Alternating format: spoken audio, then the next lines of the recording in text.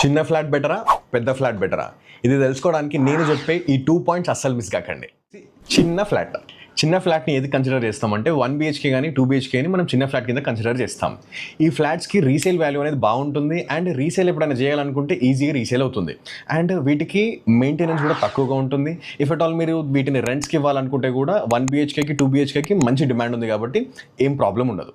Second వచ్చేసి big flats అంటే 3 BHK లేదంటే లగ్జరీ అపార్ట్మెంట్స్ని మనం బిగ్ ఫ్లాట్స్ కింద కన్సిడర్ చేస్తాం. వీటికి కొద్దిగా రీసేల్ టైం అప్పుడు కొద్దిగా ఇబ్బంది అయ్యే ఛాన్సెస్ ఉంటాయి. బికాస్ వీటి బయర్స్ వచ్చేసి చాలా లిమిటెడ్ ఉంటారు అండ్ మిడిల్ క్లాస్ మార్కెట్ దీనికి అంత యాక్టివ్గా ఉండదు. సో ఇఫ్ అట్ ఆల్ మీరు ఉండడానికి తీసుకుంటున్నారు అంటే ఇట్ ఈస్ ఓకే.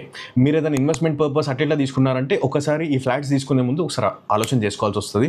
అండ్ వీటికి మెయింటెనెన్స్ కూడా కొద్దిగా హై ఉంటుంది బికాస్ ఇవి మోస్ట్లీ గేటెడ్ కమ్యూనిటీస్లో లొకేట్ అయి ఉంటాయి కాబట్టి. సో రేపు మీరు దీన్ని రెంట్కి ఇవ్వాలన్నా కూడా కొద్దిగా ఇబ్బంది పడే ఛాన్సెస్ ఉంటాయి. సో ఐ హోప్ మీకు స్మాల్ ఫ్లాట్స్కి అండ్ బిగ్ ఫ్లాట్స్కి డిఫరెన్స్ అర్థమైందని నేను అనుకుంటున్నాను. అండ్ మన వీటాక్స్ని తప్పకుండా ఫాలో చేయండి.